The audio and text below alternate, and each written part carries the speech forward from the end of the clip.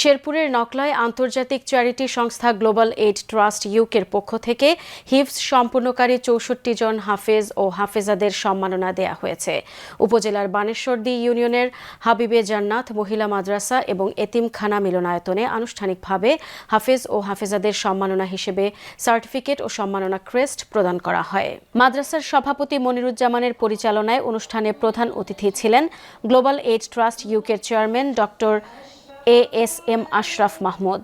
শিক্ষা ও মানব কল্যাণমূলক কাজে ট্রাস্টের সহযোগিতা অব্যাহত রাখার প্রতিশ্রুতি দিয়ে বক্তব্যকালে তিনি বলেন, শেরপুর জেলায় বৃত্তিপ্রাপ্ত ২১৬ জন ছাত্রছাত্রীর মধ্যে প্রথমবারের মতো ৬৪ জন হাফেজ ও হাফেজাদের সম্মাননা দেয়া হয়েছে।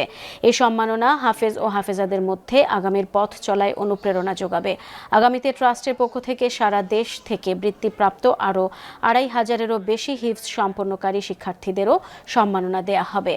অনুষ্ঠানে বিশেষ অতিথি ছিলেন ট্রাস্টের কান্ট্রি ম্যানেজার আনোয়ার হোসেন ও স্থানীয় প্রতিনিধি আব্দুল আউয়াল। এ সময় শিক্ষক, শিক্ষার্থী, স্থানীয় গণ্যমান্য ব্যক্তিবর্গ এবং গ্লোবাল এইড ট্রাস্ট ইউকের অন্যান্য প্রতিনিধিরা উপস্থিত ছিলেন।